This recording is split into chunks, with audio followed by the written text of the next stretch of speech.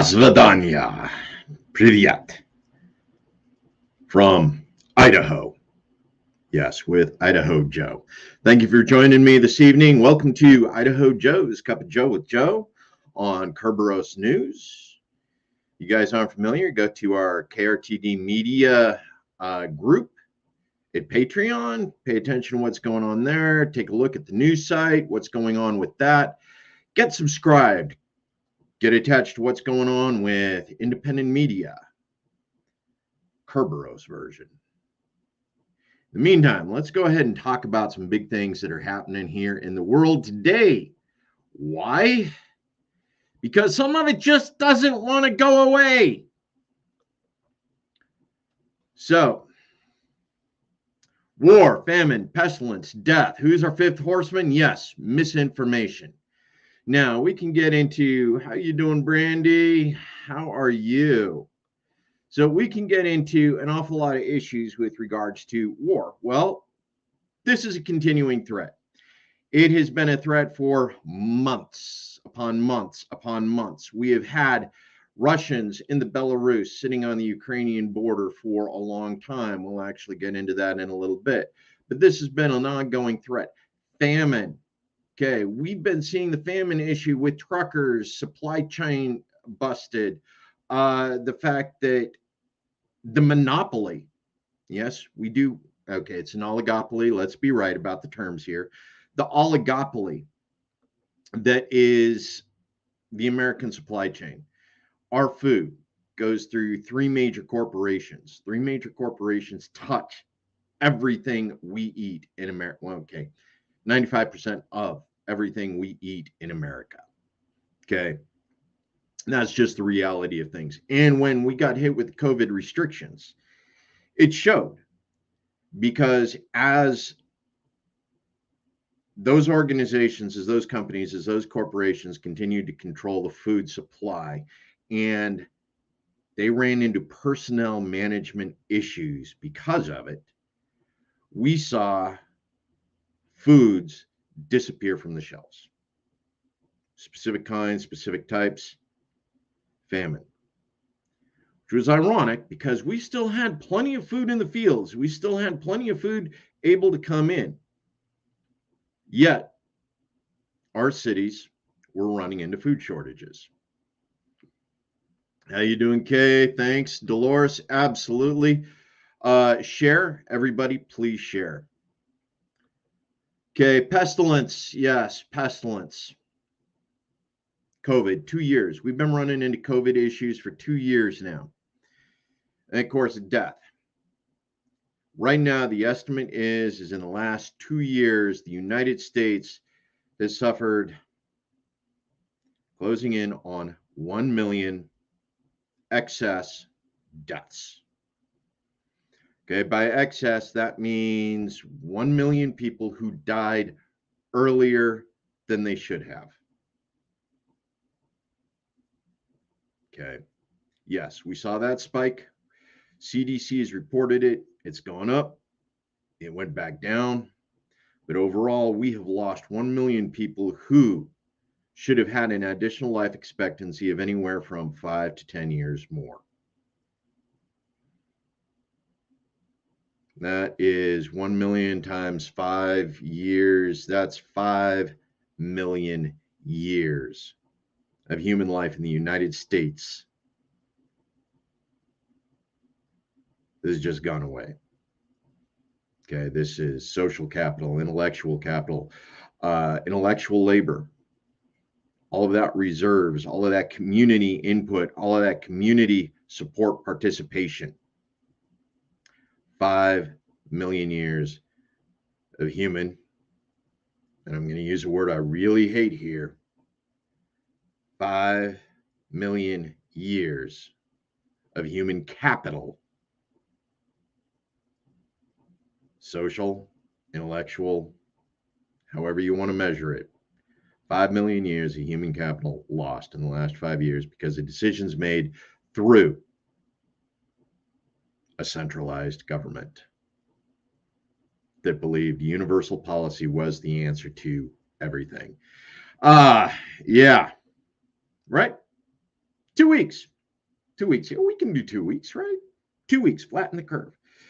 The idea is just flatten the curve. Just give the hospitals enough time to be able to prepare for that onslaught when that bell curve hit and everybody ended up going to the hospital sick.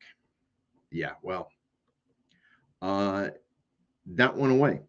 You know, that sales pitch proved not to be what it was supposed to be because one, we didn't spin up the reserves. We didn't spin up the resources in order to make sure that we were able to take care of people when they got sick.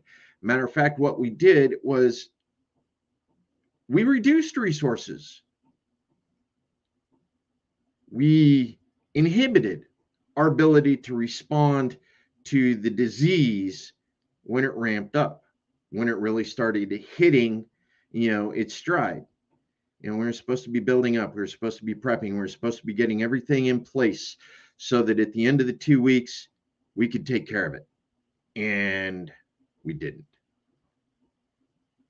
And that's where the issue comes in with our fifth horseman, misinformation. And that's something we've been dealing with we've been dealing with it a lot longer than the last 2 years.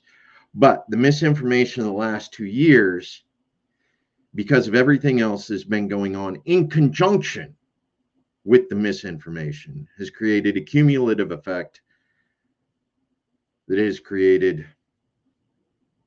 global crisis. So let's go ahead and get into that. Big one. Let's go ahead and talk about war. War. What is it good for? Well, absolutely nothing. But this is one of the things we're looking at.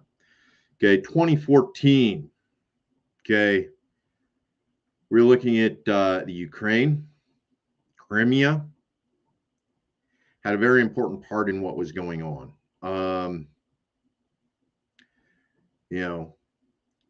Crimea was largely Russian.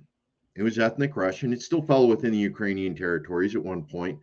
But in the time that the Warsaw Pact existed for, 1940 to 1990, yes, 40 years of the Warsaw Pact, Russia went in and provided significant personnel to support administrative responsibilities of several Warsaw nations, one of which happened to be Ukraine.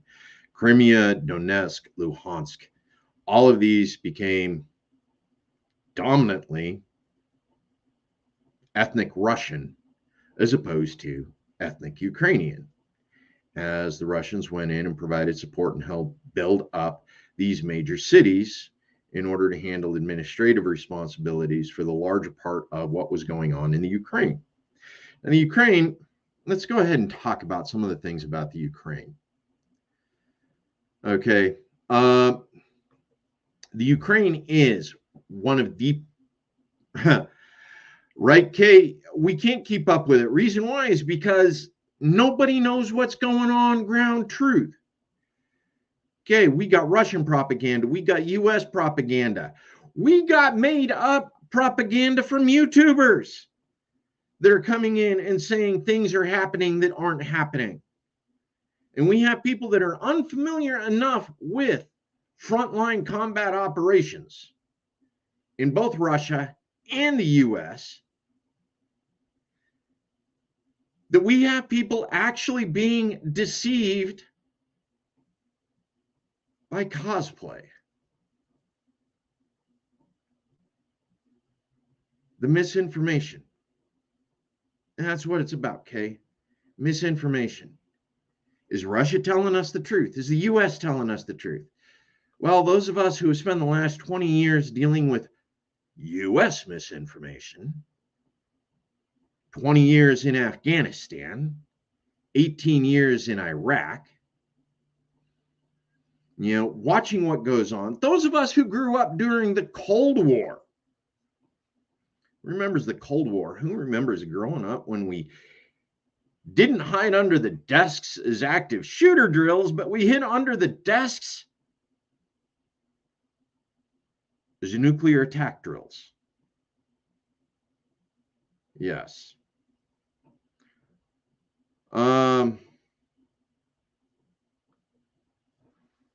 All Russia ever wanted was for European empires to stop invading.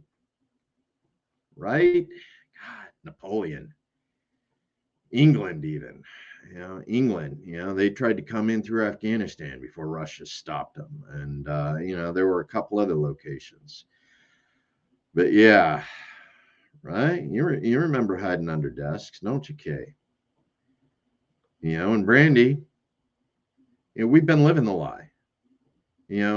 We do not trust our government at all. I mean, literally, we have created an entire system of don't trust the government.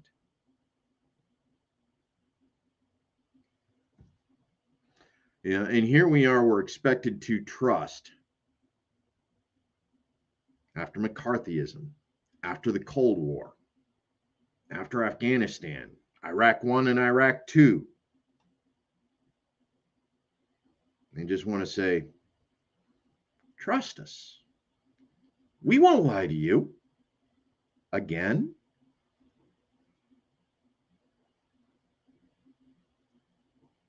Let me see if I can do that with a little bit more. I'm here from the government, and I'm here to help. And I'm not going to lie to you. Again. This time. Do I got it right? Right. Frank Church, Introduction to Government Lies and Misinformation, which was ironic because Frank Church was actually an Idaho Democrat. The man did some amazing things for Idaho. He really did. But at the same time, Frank Church was an Idaho Democrat. He did do significant things in Congress. This was during Cold War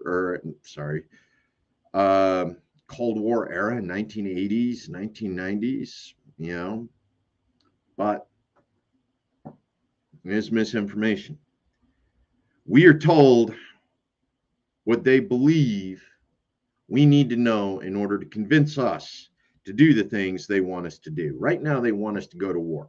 They want us to go to war in Ukraine because liberty. Okay. Ukraine has significant influence in Europe. And honestly, it does. Ukraine is the breadbasket of Europe.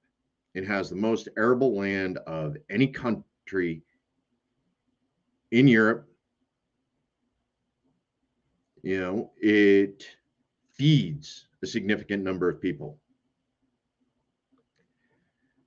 You got a couple of years on me, Kay. I was born towards the end of Vietnam. All my uncles could have gone, but actually, no, my uncles couldn't have gone. Most of them were too young. I had one aunt who married service member. He had been drafted into the Marines. He spent his 2 years in Georgia. Actually, he was drafted Army, spent 2 years in Fort Benning, Georgia, before he got out and joined the Marine Reserves.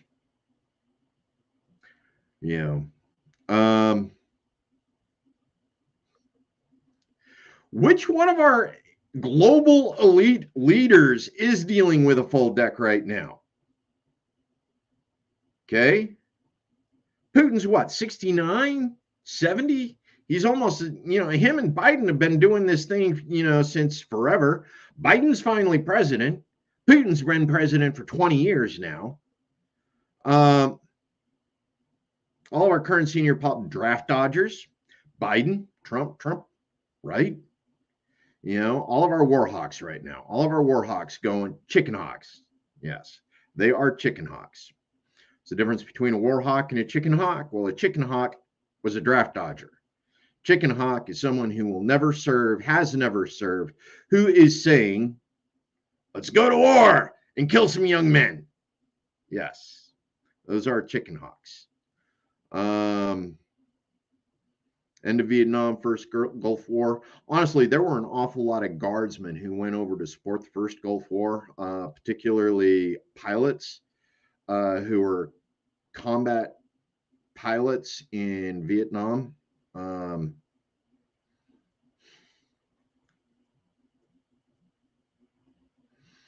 Good one, Kay. You know, but what we're looking at right now, it's misinformation. CNN still doesn't have anybody who has witnessed actual Russian units crossing the border. Okay, there's claims that there's Spetsnaz. There's claims that there's Russian mercenaries that are right now in the Luhansk and Donetsk area that are inciting, this region right here also voted for independence. It voted to be recognized as their own nations. Luhansk and Donetsk wanted to be state nations. Okay, nations. They didn't want to be states within Ukraine. They wanted to be independent nations capable of negotiating their own contracts with other nations. Now, the ironic thing is we talk about global elites and global populism. Let's talk about that global populism and how it affects the world as we look at it right now. Okay, the United States elected a reality TV star as president. Okay, we elected a reality TV star as president. Okay, regardless of his pedigree, regardless of his heritage, Trump spent the better part of 20 years as a reality TV star in one form or another before we elected him president. Populism. Okay. The current president of Ukraine is Ukrainian comedian. Think that through. Okay. The man did not receive formal training as a politician. The man is Ukraine's equivalent of Donald Trump. On a much smaller level, mind you. Ukraine had something like 50 candidates running for that particular election.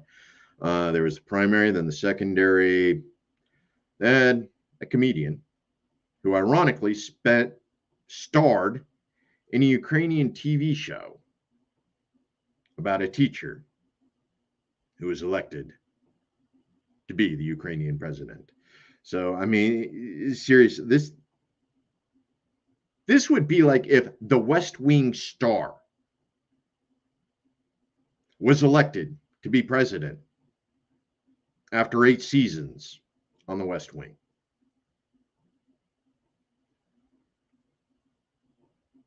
Okay, literally, we're voting for name recognition here. We're not voting experience. We're not voting talent. We're not voting even pedigree so much anymore, as we're just voting name recognition globally. Okay, this isn't even just the United States. This is globally.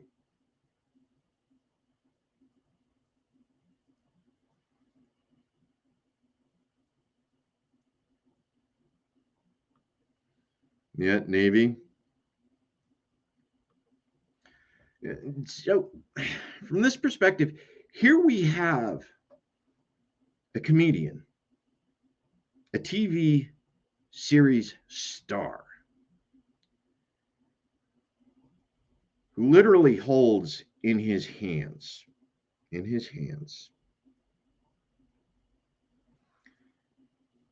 fate of modern civilization. Okay, not just the U.S., not just the Ukraine, or the U.S. or Russia.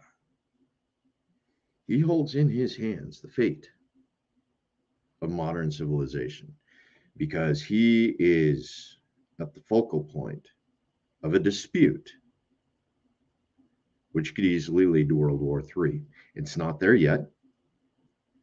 Russian military hasn't crossed the border yet.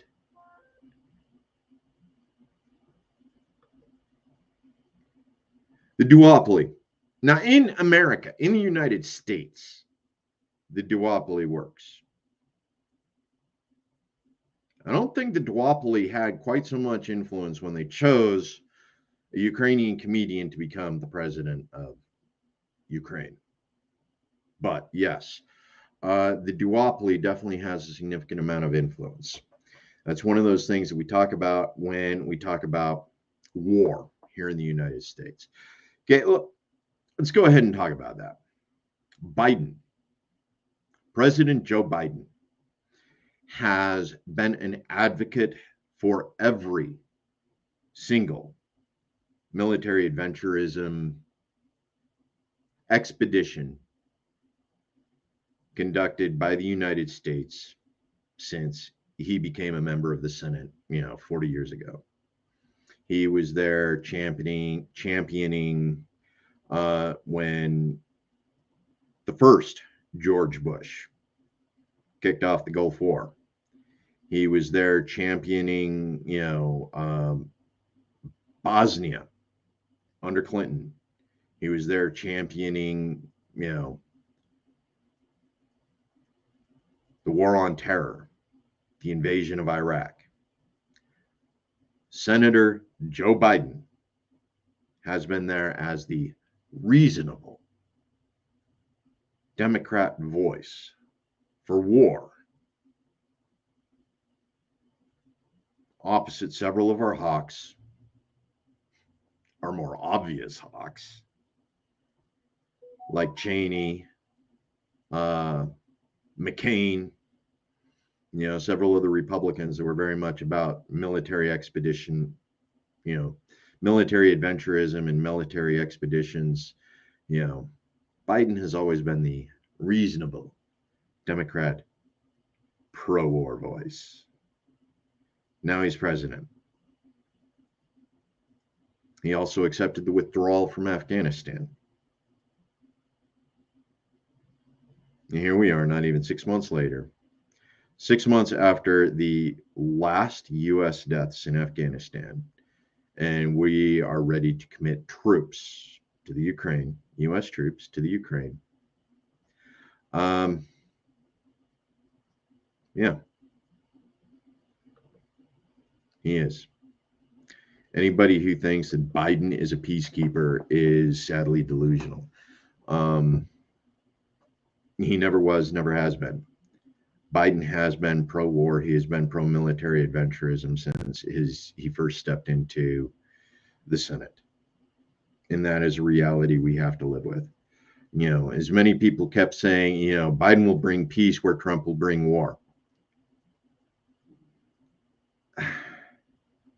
There was no winning there. There wasn't. How are you doing, Amber Lee? Thank you for joining us. Yes, thank you very much. Okay, now,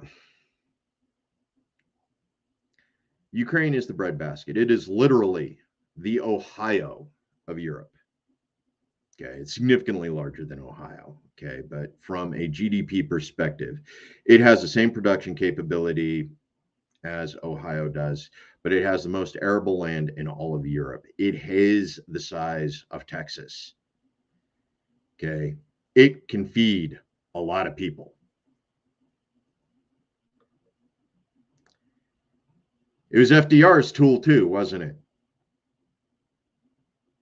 How do we get out of a depression? War.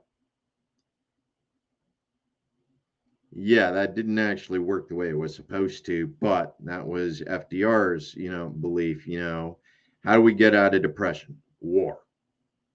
Send the kids to die, that'll fix the economy. Send more kids to die, that'll fix the economy.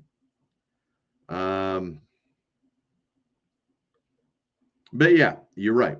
From Joe Biden's perspective, it is an economic tool. It is one the Democrats have used often. They used it in Vietnam. They used it in Korea. They used it in Afghanistan. They used it in Iraq. They used it in Bosnia and Herzegovina. Yeah, I'm going to butcher that, which I shouldn't, because we actually have from the Balkan Wars, 1992 to 1995. We have a significant Islamic Bosniak community here where I live in Idaho. It's going to come out into some interesting details in the coming days, but I'm not going to talk about that one yet. Right now, I can blame Putin for gas prices. I'll get to that misinformation here in a little bit. Okay. This is what war games look like. This is war games. This isn't actually war. This is war games. These are Russian troops in Belarus, along the Ukrainian border in Belarus, where Belarus and Russia have an established training range.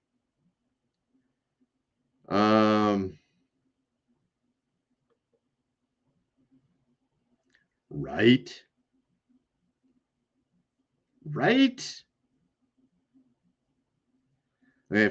Okay. I'm going to tout Boise, Idaho here real quick. Okay, because Boise has two regions that are refugee settlement areas. Okay, or Idaho has two. One of them happens to be in Boise. So we have literally an international community here in Boise. Boise, Idaho. International community. Who would have thought, right?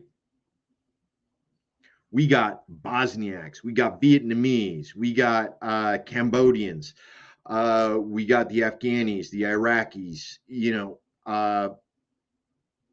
Somalis, and literally every diaspora since Vietnam. Idaho has refugees here that support it. International markets, international restaurants. God. And like you said out here, smoked goat from the Bosniaks. Yes. Anyway, okay. Enough about the war games. More disinformation. This is actually affecting the United States. We're talking about doing a redeployment of National Guardsmen to Washington, D.C. Again, won't be for Trump this time. This time it's Biden is making this request. He's put out a request to the states in order to mobilize National Guardsmen to provide security for the Capitol when the U.S. Freedom Convoy 2022 arrives in Washington, D.C.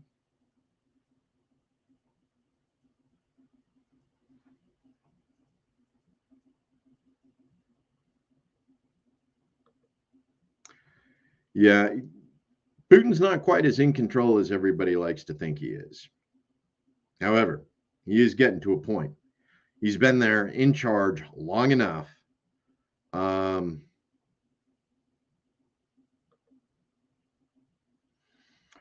Russian television coverage of the conflict. Yeah, this is good. Reason why is because it gives you both sides of the propaganda. Yes, it does. Yeah.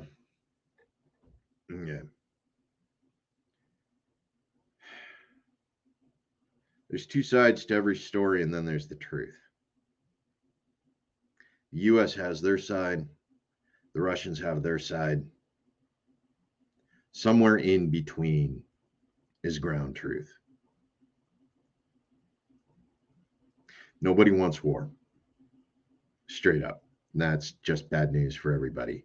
As a veteran, somebody who's done battle damage assessment for drone strikes, someone who has worked with members of the community adjacent to bases in Afghanistan and Iraq,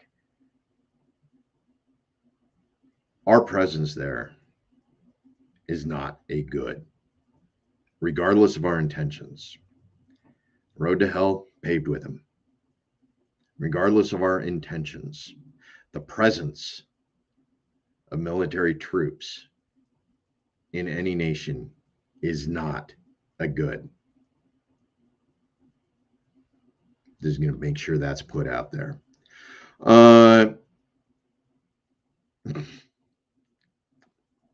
That'd be interesting. I mean, honestly, what they need to do is they need to park on Wall Street. Okay? Because honestly, that's where the largest problems with supply chain management in the United States currently exists. It exists on Wall Street, not in DC. It exists on Wall Street. Blumenthal, one of our expatriates living in the Belarus. It's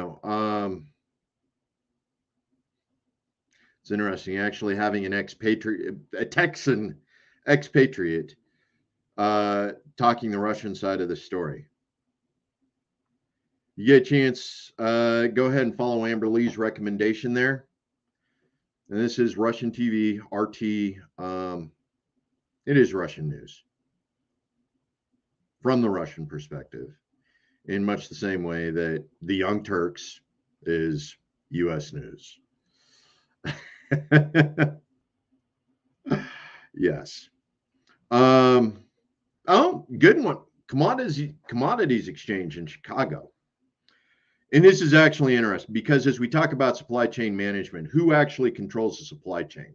Okay, the commodities exchange in Chicago actually has a significant amount of influence. The reason why is because that's where you go to buy futures. Okay, commodity futures, soybean futures. I'm going to date myself here. Trading Places, orange juice futures, and the commodities exchange in Chicago. Okay, that will have more impact over supply chain management issues in the United States than actually going to Washington, D.C. Reason why is because Washington, D.C. does what the commodities exchange in Chicago tells them to do. I don't blame you, Brandy. Most of us on independent media realize that the Young Turks sold out at one point. And they're having issues. Yeah.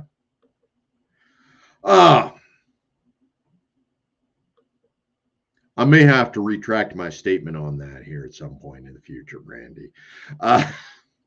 Wall Street, greed, inflation. Dow went down over 400 points yesterday. And the Federal Reserve turned around and gave them money in order to help them recover.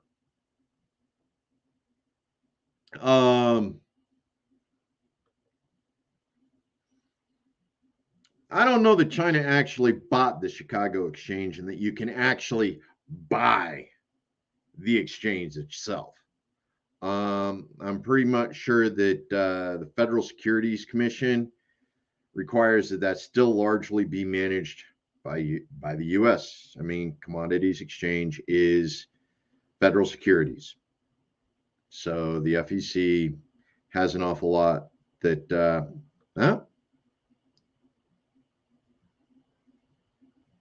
it's an interesting concept. The idea of being able to buy something as significant as the U.S. Commodities Exchange, or to be able to buy the New York Stock Exchange. I mean, honestly, money's money. You can put together. It's a good one, Brandy. That's a good one. I mean, you can put together enough shell companies that literally everything in the United States could actually be owned by a foreign organization or a foreign agency, as long as the shell company exists and is incorporated in the United States. This is actually a dangerous precedent. Yet it is one that exists within the United States and one that should be corrected, right? Now, let's say if you're going to be a national government rather than a multinational corporation, you would think that the citizens of the nation should be the ones who own the production of the nation. Anyway, this is going to be one of my anti-corporate arguments right there.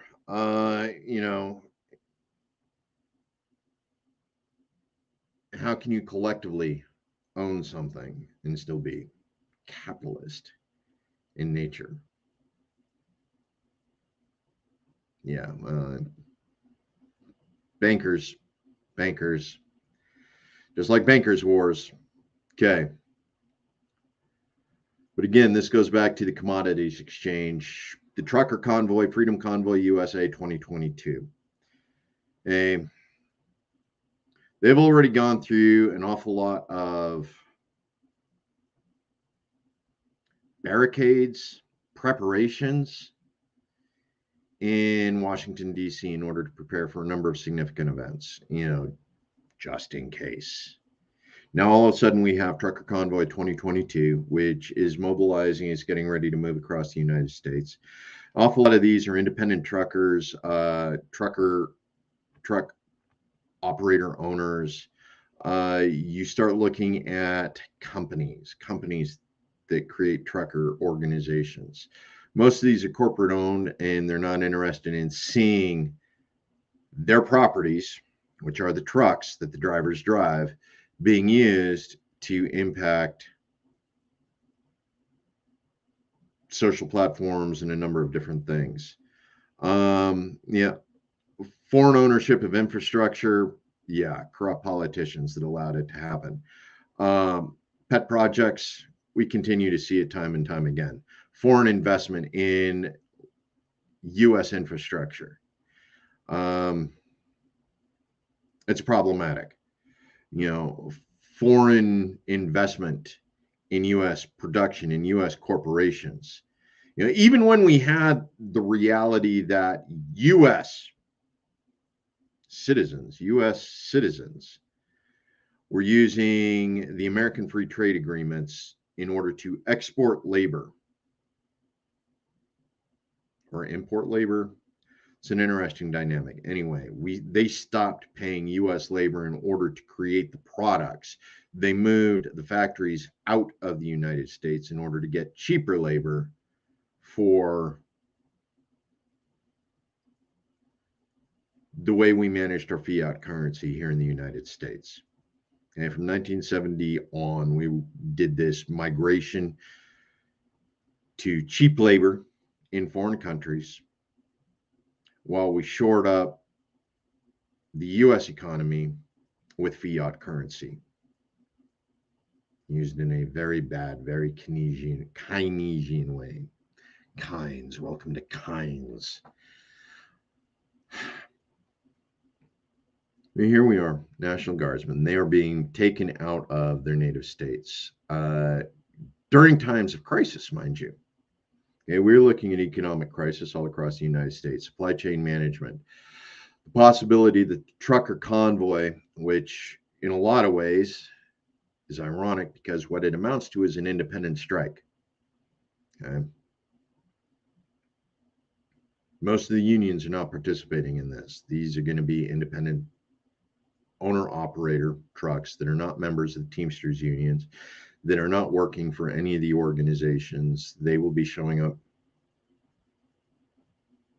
as entrepreneurs, creating these traffic situations which affect the flow of traffic in the United States, affect the supply chain management process, because they are still taking 10% or more of the supply chain movement capacity out of the supply chain.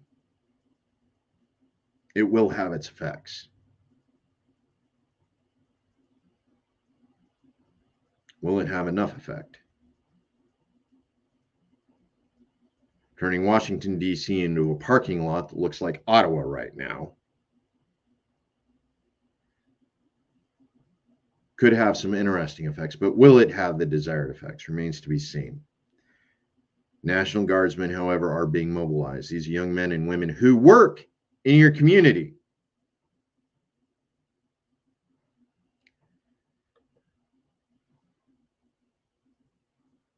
Oh, yeah, Ohio. We're talking about Ukraine actually making the same GDP as Ohio right now. It's not making it, Ohio's not making its money off of actually, it's Chicago. All of its GDP is based off of the commodities exchange. It's not actually based off of Ohio's production capacity anymore. Guard recruiting. Guardsmen as political cops. And that's the reality of what's going on right now. We're using the guard in order to be policemen for political ideologies. Now, remember, again, these guardsmen are being mobilized out of their communities. These are communities that are already having labor shortages, people who are refusing to work for the wages that are available because either they have an alternative means of income that's able to pay the bills, they've consolidated their bills with other families, other households, so that now, you got 3 families paying one rent rather than one family, trying to cover the entire thing. It's actually interesting. More relationships are staying together longer these days. Why? Nobody can afford divorce. That's not a good, folks. That's not a good.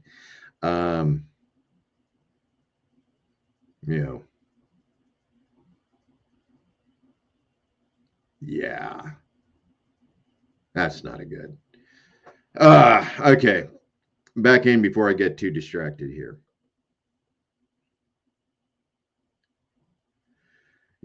So Ukrainian U.S. working U.S. National Guardsmen becoming policemen in order to protect elites from when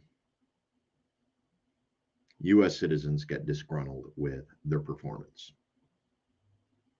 Okay, we continue to see a significant number of problems. Now, back in the 1980s, one of the things that we saw an awful lot of was the Republican playbook.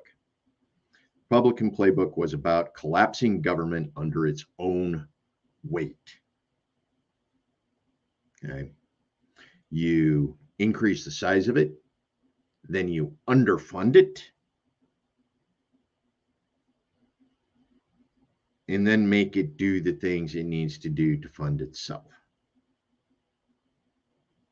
And we are actually at that stage right now where the government has become too big. The bureaucracies have become too big. They've started influencing things that they shouldn't because we've concentrated the power in a single location to such a degree that universal policies coming out of Washington, D.C. continue to affect the way we do business everywhere else in the United States.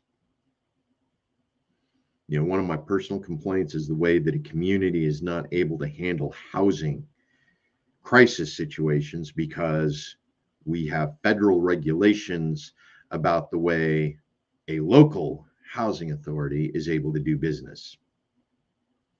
Universal policy that prevents the flexibility of local governments to address issues in a timely manner, which forces local governments to go back to the federal government and say, hey, can we have money for this? Can we have money for that? Can we have money for the other? Anywhere from 25 to 30% of our income in the United States for the average person ends up in Washington, D.C. to be redistributed as Washington sees fit. And right now, Idaho is currently at about 7% of our income goes to Idaho governance. Well, 25% of our income, our taxes, go to the federal government to be redistributed by the federal government to whoever the federal government thinks needs it. Now represents a significantly dangerous area with regards to the amount of money they have control of for wealth redistribution. A lot of what has gone into supporting organizations and businesses that they consider too big to fail, regardless of the consistent bad decisions that have put them in the state where the federal government needs to bail them out. This is not something that we can continue to do. We already have the United States federal government looking at increasing taxes in order to cover the bills that they created over the last 2 years, supporting COVID relief. And Amber Lee, like you said, it doesn't actually use taxes for revenue.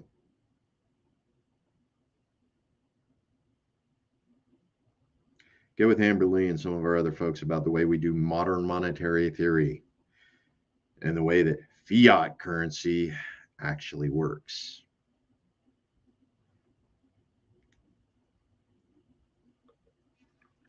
You know, it could be a lot less if we abolish sales tax. This is an interesting situation. Again, I'm going to divert myself since out here in Idaho is out here in Idaho with me. I'm going to talk about Idaho for a moment. You know, out here states could be a lot less if we abolish sales tax, property tax, and income taxes. A per capita tax without withholding would make the cost of government obvious and personal. Okay, so when we look at that,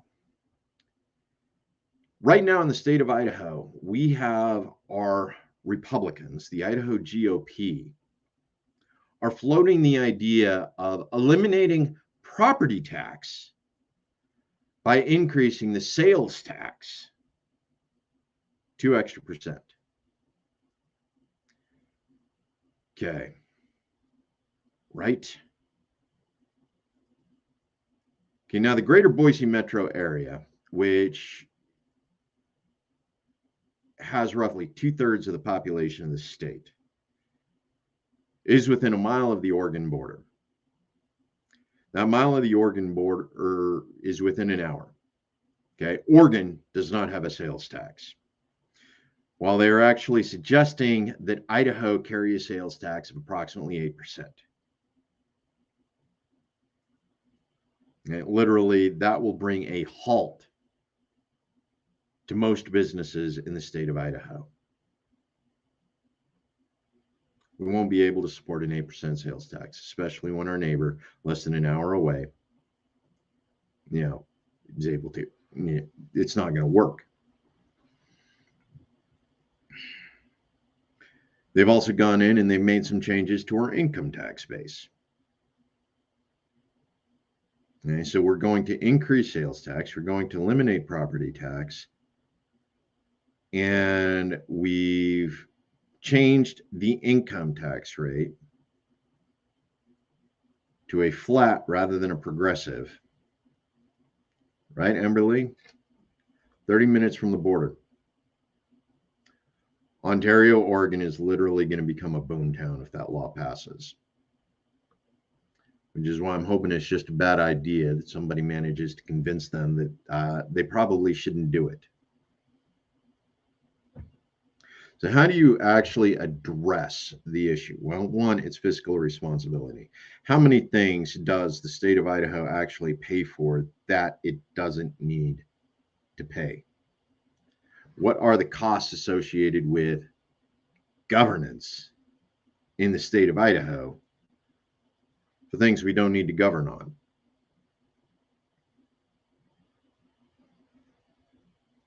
These are things we actually need to fix. Thing is Idaho's not the only one that's having the problem with this. California fiscal irresponsibility has created an unstable market, which by extension goes out and affects the rest of the world. Definitely affects the rest of the United States. Okay, the amount of money, because of the way California has decided to manage its fiat currency and the way it manages its wages for state employees, minimum wage, etc., created an economic imbalance that has turned California into the 7th largest economy in the world. Okay, thing is I know people are going to say California produces. I don't know that California actually produces as much as everybody thinks California produces. However, I do know California uses an awful lot of transfer points. California is a port. It's got shipping points. It has been a primary port for China, bringing goods into the United States for a significant amount of time. There represents a significant amount of GDP associated with transfer of goods.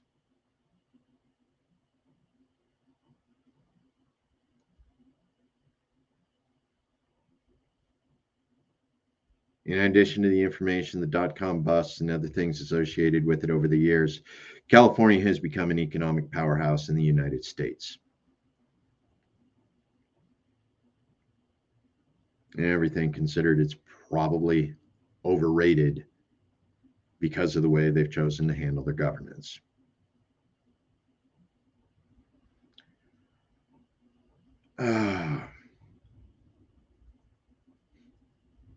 So line on your taxes for untaxed purchases.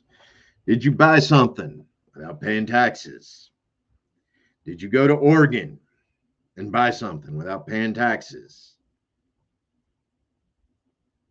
Here's your opportunity to pay your sales tax in Idaho for the things that you bought in Oregon and brought back across the line.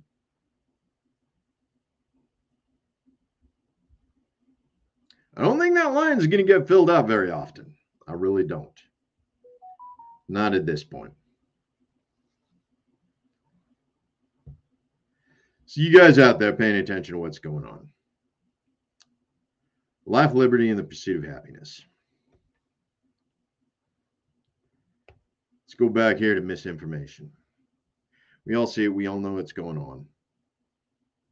I don't know what ground truth is in most of the world right now. I have my experience. I have the things that I believe are happening based on that experience, based on the filter, based on the lens of my life. Lenses. What do you see your world through? What experience, what trauma? Thank you, Yona. Thank you.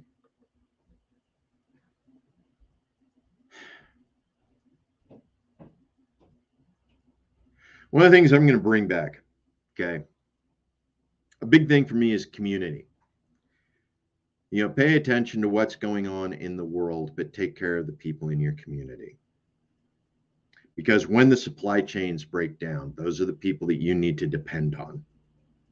Those are the people who are going to be depending on you. Okay. The Wall Street manager in New York isn't going to be the one running the soup kitchen in Des Moines, Iowa, or Coeur d'Alene, Idaho, or Yakima, Washington, or Scottsdale, Arizona, or Mount Shasta, California. Okay. Right? Mutual aid.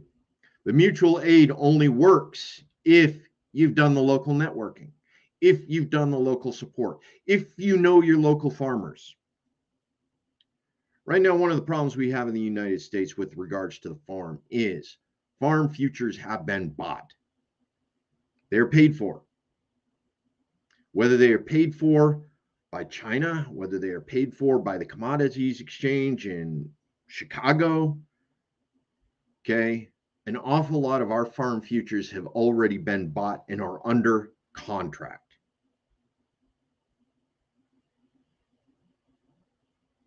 Yet if we don't have shipping that allows those contracts to be filled, that food sits and goes bad. We watched it early in the COVID stages. We watched farmers literally sabotage their own crops. They just turn them all into compost because they were worth more as compost at that point than they were going to be because of supply chain management fails in the United States. Okay. Become part of the mutual aid networks. Reach out to the community providers. Reach out to those people who are less than 50 miles away from you, who have to transport their goods to Nebraska to be processed, to be sent back to your hometown grocery store shelves. If you know who they are and work with them before the supply chain crisis hits, that's the community building you need. That is the community care network. Yes, exactly, Amber. The community care network that needs to happen. You know, tribal fallbacks, you know,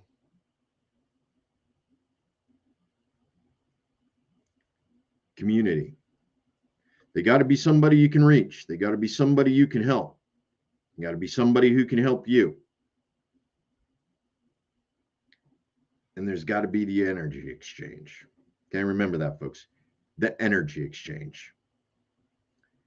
It's not enough just to want it. It's not enough just to need it. When the world is falling apart, everybody still has to work. We see it now. Everybody gets in their car, they go to work, keep their community running. They keep society alive, even as the government fails around us. Keep doing the good work. Keep being part of your community. Build those mutual aid networks. Build the community aid networks. And make sure that misinformation isn't becoming the fifth horseman of your apocalypse. So I'm going to sign out here. Remember, folks, family, friends, community.